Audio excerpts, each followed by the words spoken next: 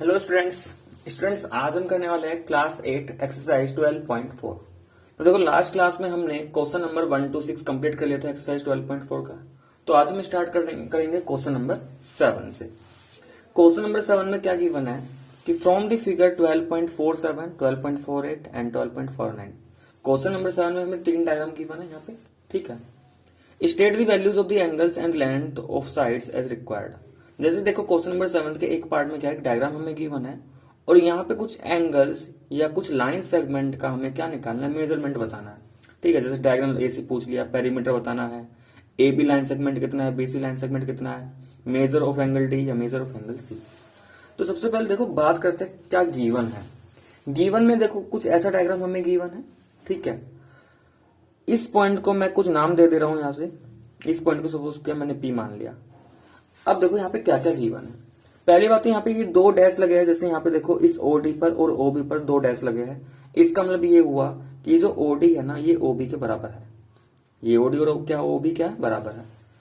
ऐसे यहाँ पे देखो इस ए बी पर और इस डीसी पर एक सिंगल एरो लगा है। इसका मतलब ये है कि भाई ये जो ए बी है ये डीसी के क्या है, पैरेलल है। और ऐसे देखो दो एरो किस पे लगे हैं, एडी और बीसी पर। तो इसका मतलब ये एडी और बीसी भी पैरेलल है। तो भाई सीधे सीधे हम ये कह सकते हैं कि जब इसके अपोजिट साइड पैरेलल है तो एबीसीडी क्या बन चुका है, पैरेललोग्राम। अब ऐसा क्या करने से क्या हो गया कि इस एबीसीडी के अंदर मैं पैरेललोग्राम की प्रॉपर्टी यूज कर सकता हूं। तो बात करते हैं पहला एंगल, उसने क्या पूछा। सबसे पहले देखो यहाँ पे पूछ रहा है कि मेजर ऑफ एंगल डी, कि ये जो एंगल डी है ना, एंगल डी कौन सा, ये वाला है। ये एंगल डी का मेजरमेंट मुझे बताना है। एंगल डी का मेजरमेंट बताने के लिए अब ये सोचो भी, अगर हमें ये एंगल बी पता लग जाए तो क्या हम एंगल डी बता सकते हैं, आराम से बता सकते हैं, क्योंकि अपोजिट एंगल्स पैरेललोग्राम के क्या होते हैं, बराबर होते हैं। तो अगर ये एंगल बी निकाल ले तो देखो यहां से मैं ऐसा लिख सकता हूं, एंगल ए बी सी मतलब कि ये वाला angle plus angle P B C. इसको मैंने पी नाम दे देता अपनी तरफ से, तो पी बी सी। भाई इन दोनों का सम कितना, 180। क्यों, क्योंकि ये दोनों लीनियर पेयर बना रहे। रीजन क्या हो जाएगा, ये क्या बना रहे हैं, लीनियर पेयर। एबीसी तो मुझे फाइंड करना है यहाँ पे। पीबीसी क्या होगा भाई, क्या पीबीसी तो गिवन है 60 डिग्री इज इक्वल टू क्या, 180। अब एक काम और करते हैं, मुझे ये डी निकालना है ना। भाई मैं इस एबीसी की जगह ना मैं डी लिख दे रहा हूं। क्यों लिख दिया मैंने ये डी, मैंने डी इसलिए लिख दिया ये क्योंकि ये जो एंगल है और ये जो एंगल है दोनों क्या बराबर है। क्यों एंगल बराबर है, अपोजिट। तो उसका रीजन मैं यहाँ पे लिख दूंगा साथ के साथ कि ये अपोजिट एंगल्स थे, ठीक है। तो ऐसा इसलिए मैंने किया। जो ये एंगल ए बी सी था ये किसके बराबर है, एंगल डी के अपोजिट थे। तो मैंने इसकी जगह डी लिख दिया और इस 60 को लेकर आ रहा हूं मैं आरएचएस में। तो 180 माइनस 60, तो यहां से एंगल डी कितना आ गया हमारा, 120 डिग्री। तो पहला पार्ट तो हमारा निकल के आ गया। दूसरा इसने पूछा है भाई यहाँ पे एंगल सी। देखो ये वाला एंगल भी निकालना है। अब ये वाला एंगल कैसे निकलेगा, देखो ये जो डीसी है और एपी है पैरेलल है। भाई जब डीसी और एबी पैरेलल है, अब ये बताओ ये जो डीसी है और एबी है ये तो पैरेलल है। तो जब डीसी और एबी पैरेलल, तो मैं ऐसा भी तो लिख सकता हूं कि DC is parallel to AP, और डीसी और एपी पैरेलल है, ठीक है। और बीसी एक ट्रांसवर्सल लाइन है। ये क्या है, एक ट्रांसवर्सल लाइन। तो फिर तो मैं ऐसा कह सकता हूं ये जो एंगल सी है ना ये इस एंगल पीबीसी के बराबर है। क्यों, क्योंकि ये अल्टरनेट एंगल्स बना रहे हैं। कैसे एंगल है ये, अल्टरनेट एंगल्स। तो एंगल सी किसके बराबर हो जाएगा, पीबीसी। और ये कितना गिवन था, 60। तो एंगल सी का मेजरमेंट भी कितना आ गया, 60 डिग्री। यहां पे लिखा ना ये एम एंगल डी। तो एम एंगल डी का मतलब ये है कि मेजरमेंट ऑफ एंगल डी। तो ये बात एंगल डी की ही कर रहा है। एम एंगल सी मतलब एम का मतलब मेजरमेंट ऑफ एंगल सी, ठीक है। तो एंगल सी कितना आ गया, 60 डिग्री एंड एंगल डी कितना आ गया, 120 डिग्री। नेक्स्ट क्या पूछ रहा है यहाँ पे, एबी। एबी के ऊपर देखो बार लगा, बार का मतलब लाइन सेगमेंट, यानी कि एबी बताना है। तो देखो एबी कितना होगा, भाई हमें पता है पैरेललोग्राम के अंदर अपोजिट साइड क्या होती है, बराबर। तो ये एबी किसके बराबर, एबी के अपोजिट साइड क्या, डीसी। तो एबी और डीसी बराबर। और क्या हमें डीसी गिवन है, डायग्राम में ध्यान से देखो, डीसी तो हमें गिवन है कितना, 40। इसका मतलब एबी कितना आ गया, 40। तो एबी तो कितना आ चुका, 40। और 40 में यूनिट क्या, सेंटीमीटर, ठीक है। क्यों है ये बराबर, क्योंकि ये अपोजिट साइड्स है, ठीक है। ऐसे ही नेक्स्ट क्या निकालेंगे यहाँ पे, नेक्स्ट बीसी भी फाइंड कर लेते हैं। बीसी, तो देखो जो बीसी लाइन सेगमेंट है ये बीसी किसके अपोजिट, एडी के। क्योंकि अपोजिट साइड से।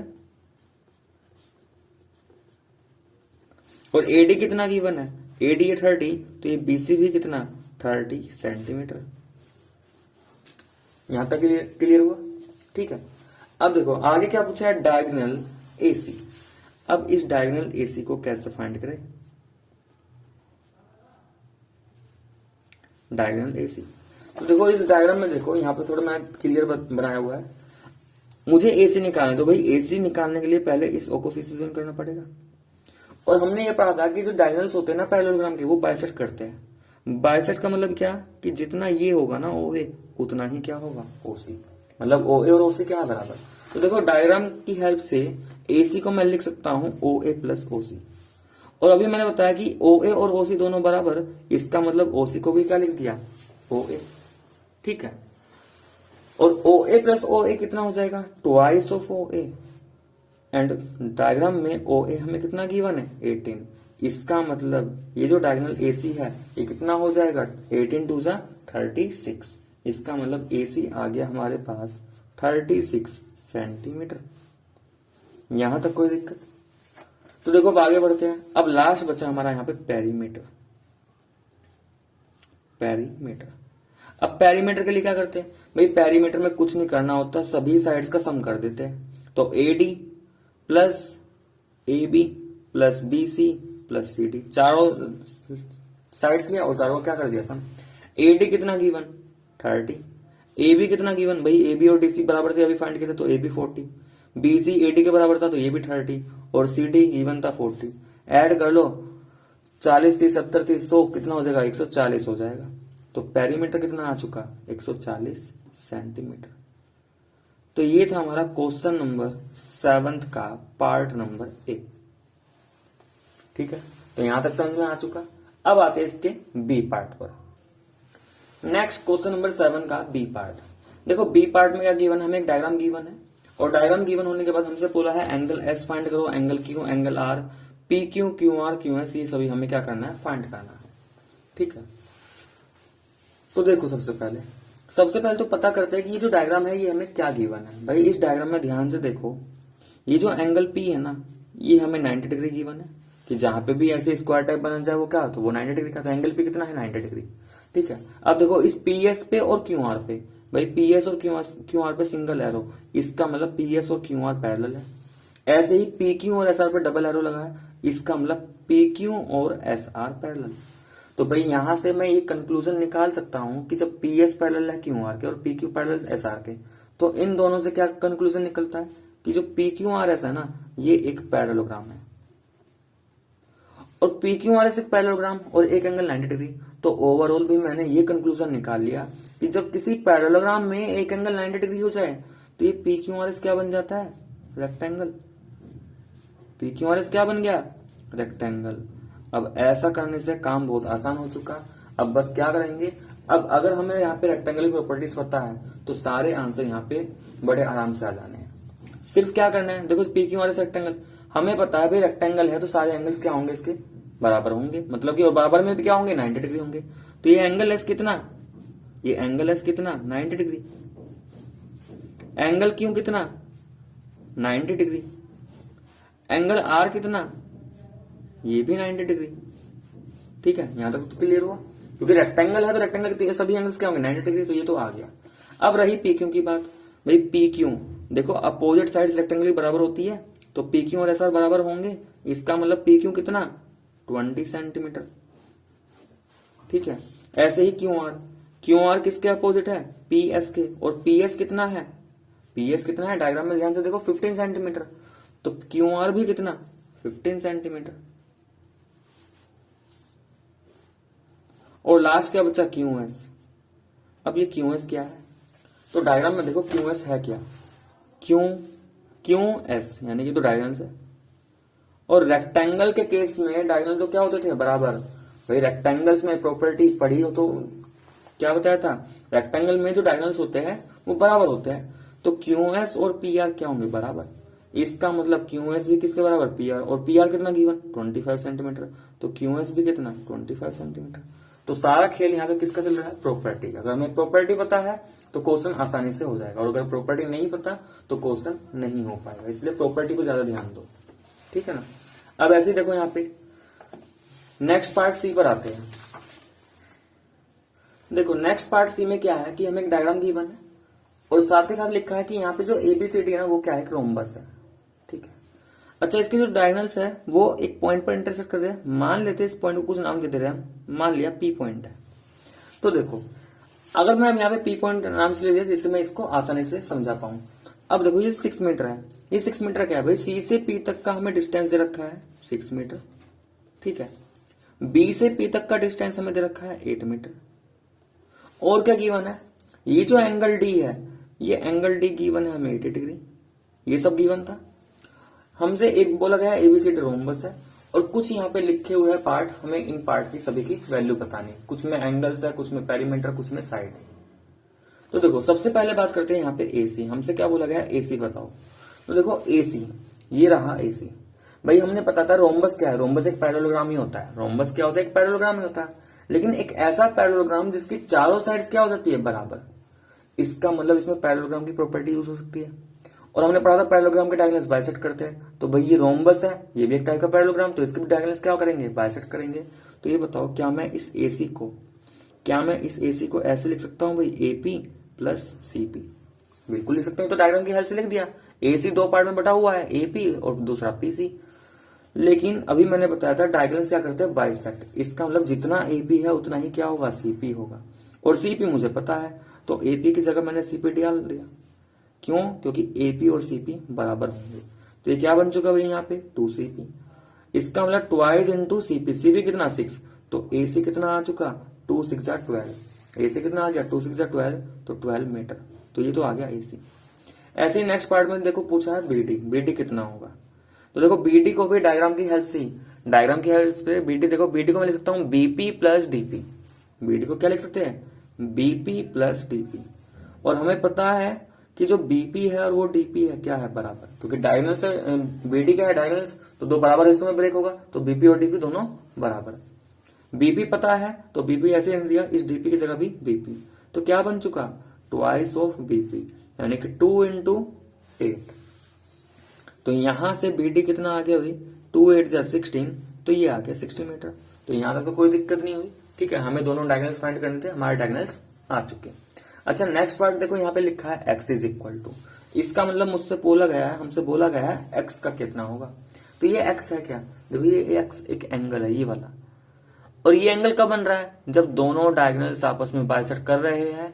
तो जिस पॉइंट पर बाइसेक्ट कर रहे हैं उस पॉइंट पे जो एंगल बन रहा है x, ये हमसे बोला गया।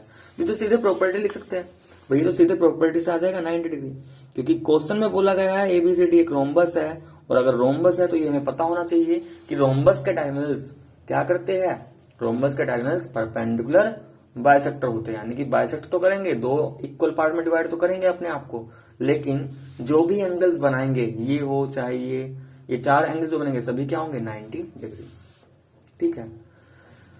नेक्स्ट बोला है इसमें पेरीमीटर। अब देखो ये पेरीमीटर कैसे निकलेगा, और इसके आगे बोला है बीएडी एंगल बताना है हमें, बीएडी और एबीसी। अच्छा पेरीमीटर में बाद में आएंगे, पहले एंगल पे काम कर लेते हैं। एंगल बीएडी बोला गया है ना, तो देखो एंगल बीएडी, ये बताओ ये जो एंगल बीएडी, एंगल बीएडी वाला, ये एंगल बीएडी इस एडीसी के साथ मिलके क्या एडजेसेंट बना रहा है कि नहीं बना रहा। भाई ध्यान से देखो डायग्राम को, एंगल बीएडी और एडीसी, बीएडी ये वाला एंगल, एडीसी ये वाला, ये दोनों एंगल्स एडजेसेंट बना रहे हैं।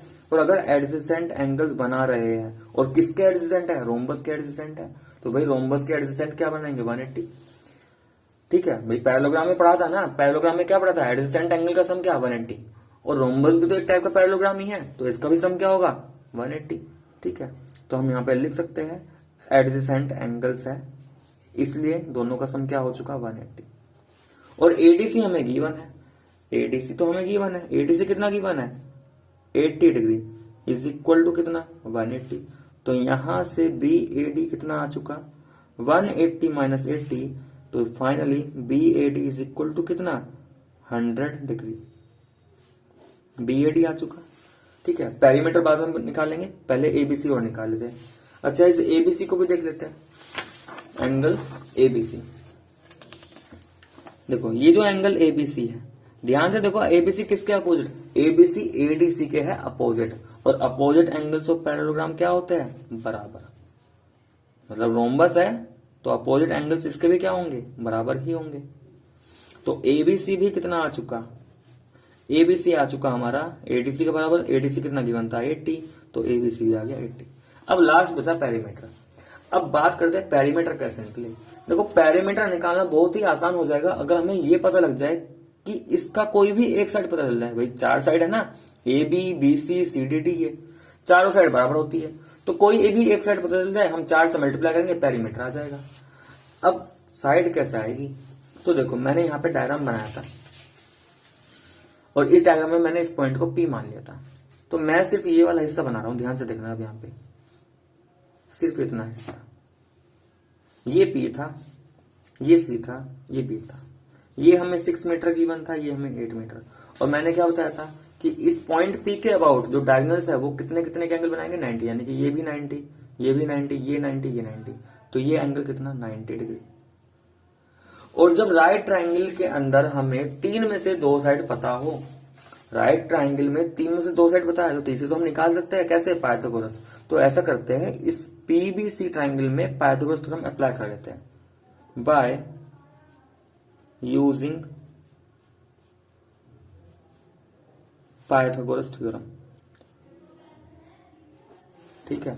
अब पाइथागोरस थ्योरम क्या होती है कि जो लॉन्गेस्ट साइड है यानी कि हाइपोटेनस है, इस लॉन्गेस्ट साइड का स्क्वायर बराबर होगा बाकी दोनों साइड के स्क्वायर, बाकी दोनों साइड जो बची उनके स्क्वायर के सम के बराबर। तो बीसी स्क्वायर, तो देखो बीपी कितना है, 8 का स्क्वायर। पीसी कितना है, 6, तो 6 का स्क्वायर। 8 का स्क्वायर 64, 6 का स्क्वायर 36। तो यहां से हमारे पास आ गया BC square is equal to 100। लेकिन हमें क्या फाइंड करना है, हमें बीसी फाइंड करना है। तो बीसी इज इक्वल टू, इधर से स्क्वायर हटेगा तो इस तरफ क्या आएगा, रूट, तो square root of 100। So BC is equal to कितना, स्क्वायर रूट ऑफ 100 इज 10, तो ये आ गया 10 मीटर। तो ये सिर्फ हमारा बीसी आया, लेकिन हमें तो क्या निकालना है, पेरीमीटर। तो देखो बीसी का मतलब क्या है, ये हमारा एक साइड तो आ गई, ये रोम्बस की एक साइड ही तो है। और पेरीमीटर क्या होता है रोम्बस का, पेरीमीटर 4 इंटू साइड।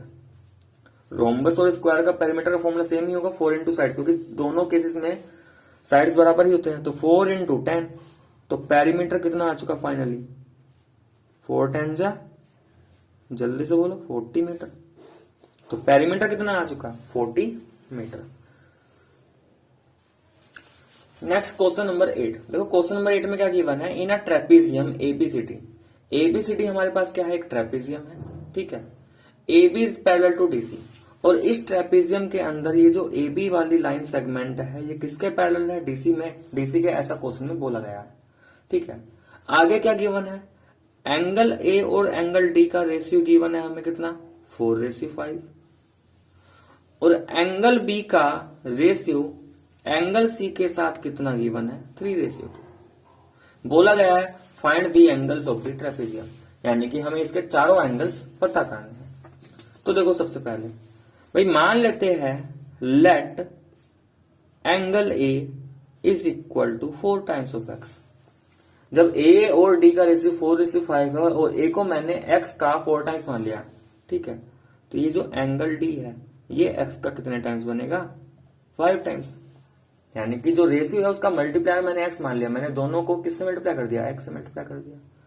अब ये बताओ भाई, जब दो लाइंस पैरेलल होती है, ये AB और DC पैरेलल, तो क्या ये दोनों एंगल्स को-इंटीरियर एंगल बनेंगे कि नहीं बनेंगे। ध्यान से देखो ना, यहाँ पे AB और DC पैरेलल, तो ये कॉन्सेप्ट में पढ़ा चुका हूं को-इंटीरियर वाला, तो अगर आपको ये नहीं आता तो उसके लिए वीडियो देख सकते हो, ठीक है। तो AB और DC पैरेलल है, और AD क्या है, ये एक ट्रांसवर्सल लाइन है। कैसी लाइन है, ट्रांसवर्सल।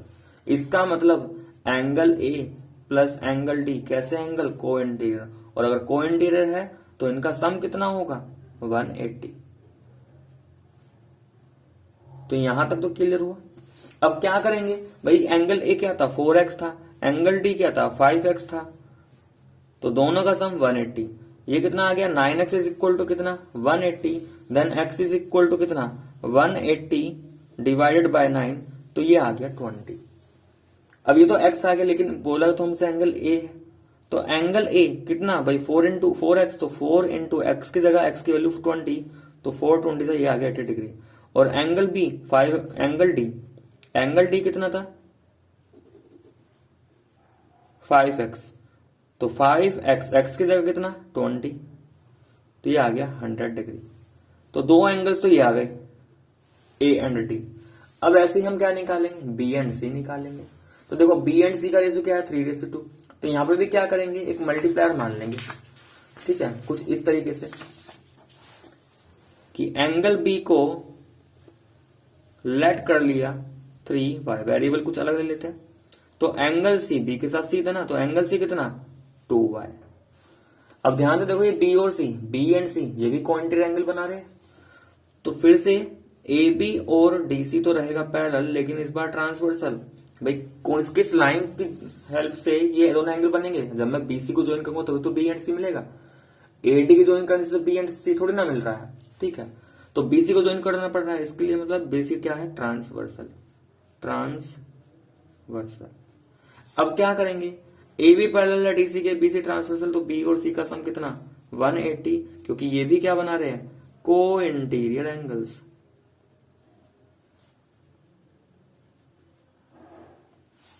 यहां पर B कितना 3y, C कितना 2y इज इक्वल टू कितना 180, तो 5y इज इक्वल टू कितना 180, then y is equal to कितना, ये आ जाएगा 180 बाय 5, तो ये आएगा 5 या 15 और 6 36, तो y आ चुका 36। लेकिन हमें क्या फाइंड करने हैं, एंगल फाइंड करने हैं, तो सभी का वैल्यू पुट करेंगे। तो देखो एंगल B कितना था 3y, तो 3y को रिप्लेस कर देंगे 36 से, मल्टीप्लाई करेंगे 3 6 18 9 10, तो 110 डिग्री आ गया। और एंगल C कितना 2y, तो y की जगह 36, तो 36 दूनी 72, तो ये आ गया 72 डिग्री, ठीक है। तो एंगल B एंड C आ चुका हमारा, और इधर हमारा कौन सा आ गया था, ये A एंड D आ चुका था, ठीक है। तो स्टूडेंट्स ये था हमारा question number 8। Next question number 9, देखो क्वेश्चन नंबर 9 में क्या है कि गिवन है in figure 12.50 HELP is a rectangle. ये जो हमें गिवन है एक रेक्टेंगल गिवन है, इसके डायगोनल दोनों O पे मीट कर रहे हैं, ठीक है। X हमें फाइंड करना है if OH is equal to this and OP is equal to this and hence find HL। तो सबसे पहले तो बात करते हैं हमें क्या फाइंड करना है X, और जब X फाइंड हो जाए तो हमें ये HL यानी कि इसका एक डायगोनल भी पता करना है। तो देखो भाई यहाँ पे HELP यानी कि हेल्प, ये है क्या, एक रेक्टेंगल है, इसका मतलब मैं इसमें रेक्टेंगल की प्रॉपर्टी यूज कर सकता हूं। अब देखो जब ये रेक्टेंगल है तो भाई पता है हमें रेक्टेंगल के जो डायगोनल्स होते हैं ना दोनों बराबर होते हैं, मतलब जो HL है ये इस P के E के बराबर होगा, ठीक है। क्यों, क्योंकि डायगोनल्स क्या होंगे रेक्टेंगल के बराबर, और साथ के साथ रेक्टेंगल क्या एक पैरेललोग्राम का ही टाइप होता है, तो इसके डायगोनल्स बाइसेक्ट भी करेंगे एक दूसरे को, ठीक है। तो ये बताओ HL और P बराबर है, और ये जो HL है ये दो हिस्सों में डिवाइडेड होगा, किसमें, यानी कि OH और OL में, तो ये OH और OL भी बराबर, और ये किसके बराबर हाफ ऑफ H, भाई क्योंकि यहाँ पे डायगोनल्स बाइसेक्ट करते हैं, तो OH किसका आधा HL का, OL भी किसका आधा HL का, तो ये क्या होगा HL यहाँ पे, ठीक है। ये बात क्लियर हुई। ऐसे ही भाई मैं यहाँ पे ये भी तो लिख सकता हूँ कि OP और OE भी बराबर, लेकिन ये PE का हाफ होगा, ये किसका हाफ होगा PE का हाफ। तो ये भी पता चल गया मुझे HL और P बराबर है, OH OL किसका आधा है HL का, इक्वेशन नंबर 2। OP OE बराबर, लेकिन किसका आधा PE का। तो 1 2 3 को जब कंबाइन किया तो यहां से तो ये कंक्लूजन निकला कि भाई जो OH है ना और ये जो OL है ये OP OE ये सब कुछ ही बराबर है। तो क्या मैं ऐसा लिख सकता हूं OH इज इक्वल टू किसके OP के, और OH is equal to OP। तो देखो मैं यहां पे लिख रहा हूं, हमारा यहां से कंक्लूजन ये निकल के आया कि OH और OP दोनों बराबर, और OH वेरिएबल के टर्म्स में कितना गिवन है 3x माइनस 9, OP कितना गिवन है x प्लस 1, जब दोनों बराबर तो ये दोनों भी बराबर। ये तो एक लीनियर इक्वेशन बन चुकी है x में, बस x के लिए हमें इसे सोल्व करना है। तो क्या करेंगे, वेरिएबल वाले टर्म LHS में लेके आ जाते हैं और कांस्टेंट टर्म को RHS में, तो माइनस 9 उधर गया प्लस 9 बन गया, x इधर आया तो माइनस x बन गया, 3x minus x 2x is equal to 10, then x is equal to कितना 10/2, तो x कितना आ चुका 5।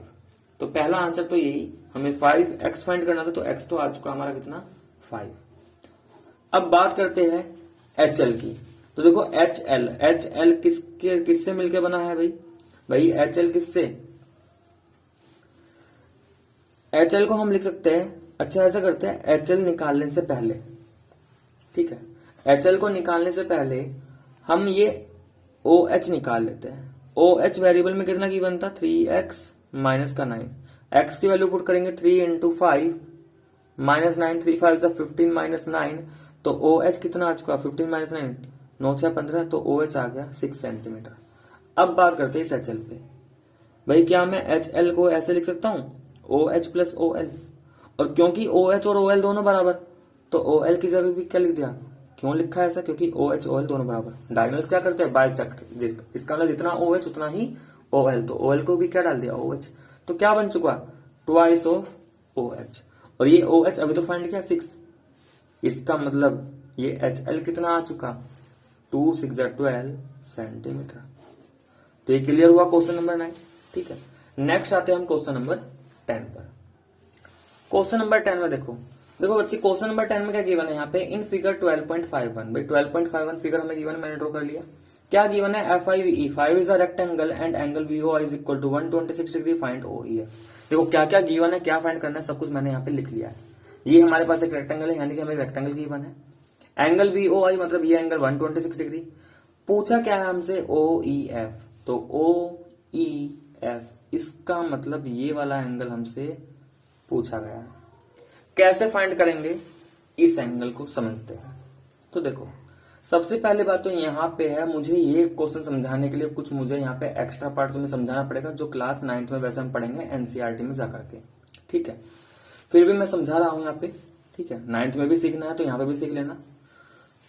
अब देखो करना क्या है यहाँ पे, सबसे पहली बात तो देखो FIVE क्या है, रेक्टेंगल है, और अगर ये रेक्टेंगल है तो जैसे हमने यहाँ पे अभी प्रूफ किया था पीछे भी, कि जो डायगोनल्स है वो दोनों डायगोनल्स क्या होंगे, बराबर होंगे।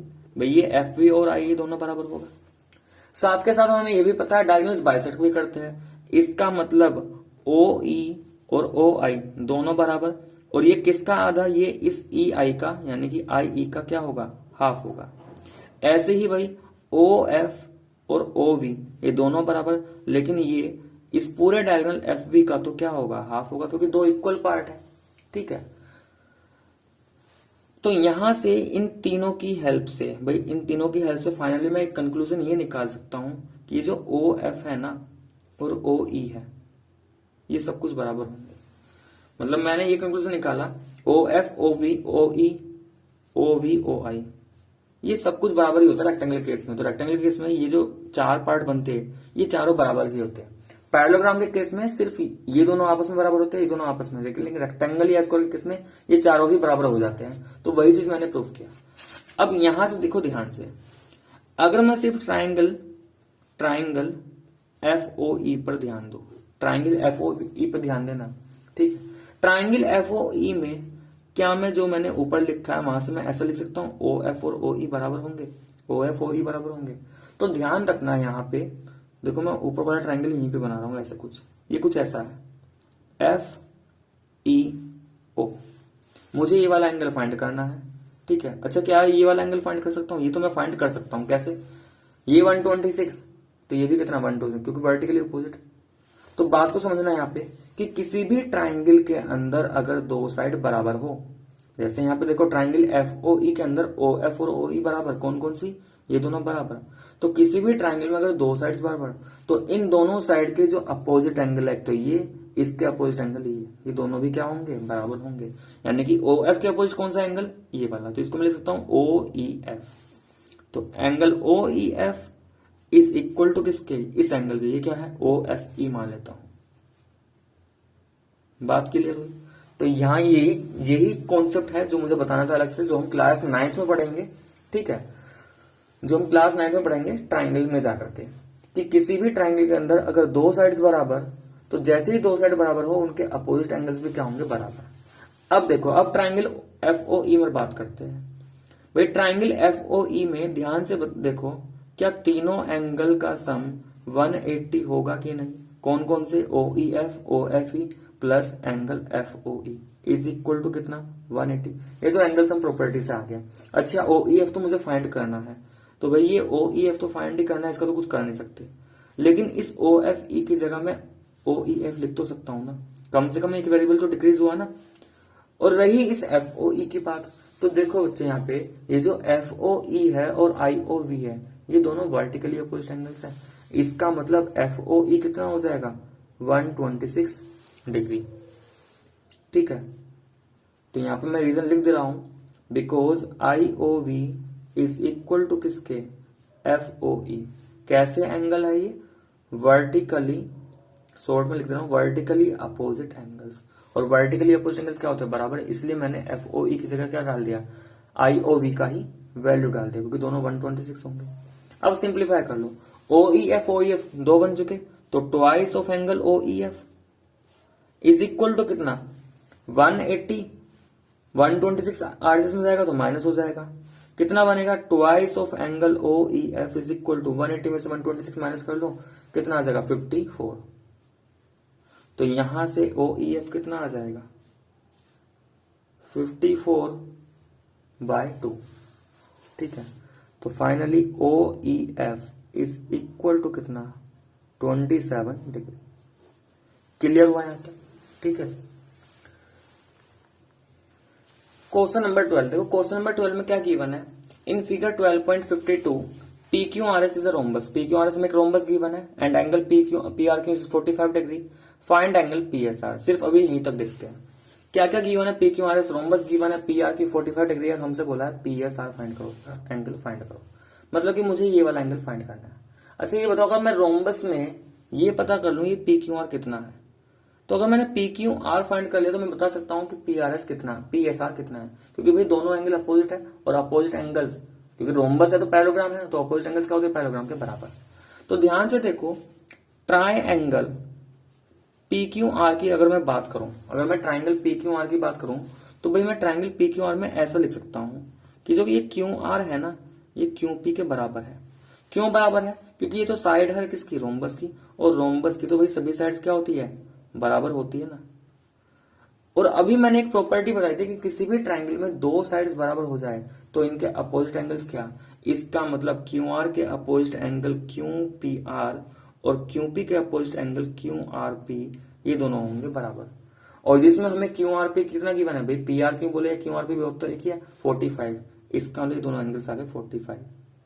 अब ध्यान से देखो, ट्राइंगल पी क्यू आर के अंदर ही क्या, ट्राइंगल पी क्यू आर में मैं ऐसा लिख सकता हूं, angle P Q R plus angle Q P R plus angle Q R P is equal to कितना 180, क्योंकि ट्राइंगल के तीनों एंगल का सम कितना होता है 180।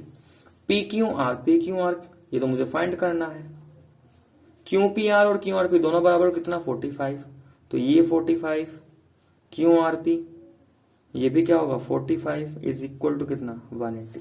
तो देखो यहां से क्या निकल के आया, पी क्यू आर प्लस ये 90 इज इक्वल टू कितना 180, then P Q R is equal to कितना 180 माइनस 90, तो यहां से P Q R is equal to कितना 90। पी क्यू आर आ चुका। अब देखो पी क्यू आर आने के बाद अब तो मैं सीधे सीधे यहां पे ऐसे लिख सकता हूं, angle P S R is equal to किसके, पी क्यू आर। क्यों, क्योंकि ये अपोजिट एंगल्स है, और रोम्बस के अपोजिट एंगल्स क्या होंगे, बराबर। तो रोम्बस के अपोजिट एंगल्स बराबर, इसका मतलब ये भी 90 डिग्री। तो पीएसआर तो आ गया हमारा 90 डिग्री। अब आगे इसने ये पूछा है कि what is this type of rhombus called, that is what other two names can you give to this rhombus. कि अगर एक ऐसा रोम्बस है जिसका ये एंगल भी 90 डिग्री हो जाए, ये भी 90 डिग्री हो जाए, तो इसको क्या स्पेशल नेम दे सकते हो। अब देखो बच्चे यहाँ पे, अगर किसी भी रोम्बस में एक एंगल 90 डिग्री हो जाए, अब रोम्बस है तो पैरेललोग्राम, अगर किसी पैरेललोग्राम में एक एंगल 90 डिग्री हो जाए तो वो क्या बन जाता है, रेक्टेंगल बन जाता है।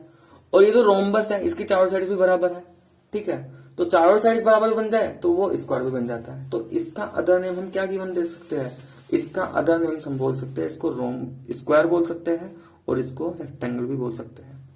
बात के लिए भी क्यों बोल सकते हैं, स्क्वायर या फिर रेक्टेंगल, क्योंकि भाई देखो ना इसमें क्या हुआ भाई, रोम्बस का मतलब सीधा सा है ये पैरेललोग्राम है, और पैरेललोग्राम में एक एंगल 90 डिग्री हुआ, ये एक एंगल 90 डिग्री हुआ, तो ये क्या, ये रेक्टेंगल बन चुका। और रेक्टेंगल की चारों साइड्स बराबर, क्योंकि चारों साइड्स बराबर इसलिए बोल रहा हूँ, रोम्बस भी तो है ना, रोम्बस की चारों साइड्स बराबर और एक एंगल 90 डिग्री, तो ये हमारा क्या बन चुका, स्क्वायर। इसका मतलब ये हमें क्या अदर नेम्स क्या बोल सकते हैं, स्क्वायर बोल सकते हैं या फिर रेक्टेंगल बोल सकते हैं।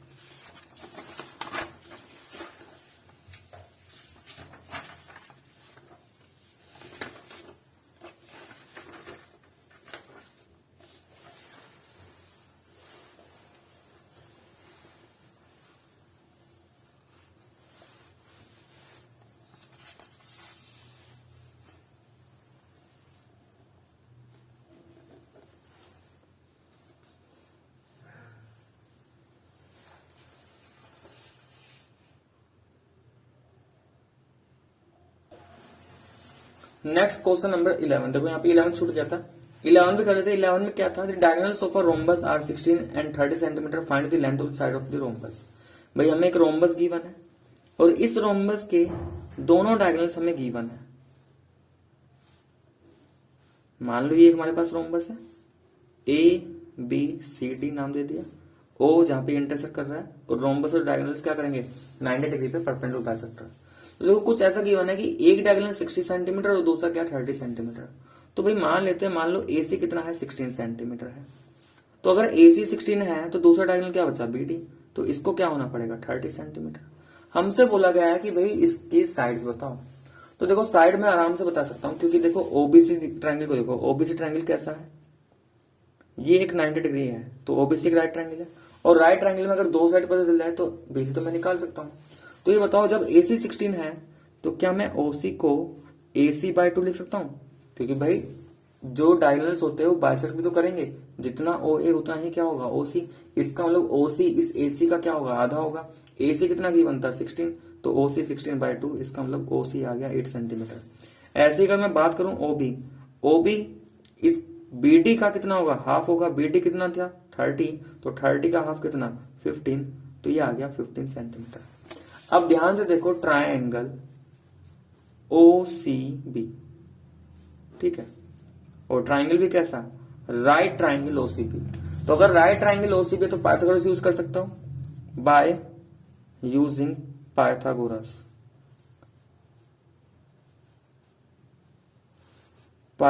थ्योरम।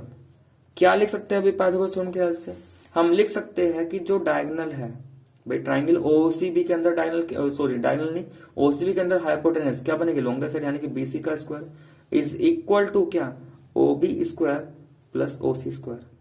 अच्छा OB अभी फाइंड किया था 15, तो 15 का स्क्वायर, OC फाइंड किया था 8, तो 8 का स्क्वायर, 15 का स्क्वायर कितना 225, 8 का स्क्वायर 64, ऐड करेंगे कितना आ जाएगा 5 4 9 6 2 8 289, लेकिन ये तो BC का स्क्वायर आया, तो भाई BC क्या हो जाएगा स्क्वायर रूट ऑफ 289, और 289 का स्क्वायर रूट अगर याद है, ठीक है, तो कितना होता है 17, इसका मतलब BC 17 सेंटीमीटर। और ये BC क्या है, रोम्बस की साइड में, और भाई रोम्बस की 4 साइड्स होती है, चारों में से किसी को भी निकाल लो आएगी तो बराबर ही ना। तो जब BC 17 सेंटीमीटर तो सभी साइड क्या होंगे 17, इसका मतलब साइड ऑफ रोम्बस कितना 17 सेंटीमीटर आ चुका। कोई दिक्कत यहां तक, ठीक है। तो ये हो गया क्वेश्चन नंबर 11, और लास्ट क्वेश्चन और बच्चा इसका क्वेश्चन नंबर 13, तो इसको भी कंप्लीट कर लेते हैं अभी जल्दी से। देखो क्वेश्चन नंबर 13, क्वेश्चन नंबर 13 में क्या है, find the length of the diagonals of a rectangle whose sides are this and this. देखो भाई यहाँ पे हमें एक रेक्टेंगल गिवन है, बोला है हमसे एक रेक्टेंगल है और उसकी साइड्स क्या है 24 सेंटीमीटर 10 सेंटीमीटर। इसका मतलब ये बताओ ये 24 सेंटीमीटर, तो ये साइड को 10 सेंटीमीटर होना पड़ेगा, क्योंकि आमने सामने वाली साइड तो बराबर होती है, और हमसे बोला इसका डायगोनल्स फाइंड करो। अच्छा हमें ये भी पता है भाई रेक्टेंगल बोल रहा है, मान लो मैंने इसको ABCD नाम दे दिया, तो ये बोल रहा है कि ये ABCD रेक्टेंगल है, इसके डायगोनल्स फाइंड करो। भाई रेक्टेंगल के डायगोनल्स क्या होते हैं, दोनों बराबर, इसका मतलब जितना AC उतना ही BD, तो इस AC को निकाल लो। तो ध्यान से देखो रेक्टेंगल है तो एंगल भी 90 डिग्री, तो ये तो राइट ट्रायंगल बन चुका है, एक राइट ट्रायंगल कौन सा ABC, और जहां भी राइट ट्रायंगल आए वहां पे पाइथागोरस यूज कर सकते हैं। तो क्या पाइथागोरस की हेल्प से मैं AC फाइंड कर सकता हूं, बिल्कुल कर सकता हूं। क्या लिखूंगा, AC का स्क्वायर इज इक्वल टू क्या AB स्क्वायर प्लस BC का स्क्वायर। AB कितना है 24, तो 24 स्क्वायर, BC कितना है 10, तो 10 का स्क्वायर, 24 का स्क्वायर 576, 10 का स्क्वायर 100, तो भाई ये AC का स्क्वायर कितना आ गया 676, और AC कितना आ जाएगा स्क्वायर रूट ऑफ 676, तो AC कितना आ जाएगा 26। ठीक है, इसका स्क्वायर रूट फाइंड करोगे तो कितना आएगा, ये 26 आ जाएगा। तो यहां से 26 आ गया, इसका मतलब डायगोनल जो आएगा रेक्टेंगल का वो कितना आएगा, diagonal is equal to 26 centimetre. तो स्टूडेंट्स यहाँ पर ही हमारा चैप्टर नंबर 12 आज खत्म हो चुका। तो अगर आपको मेरी वीडियो पसंद आ रही है तो प्लीज वीडियो को लाइक करें और अपने दोस्तों को शेयर करें, और अगर कोई भी दिक्कत है तो एक बार कमेंट करके जरूर बताएं।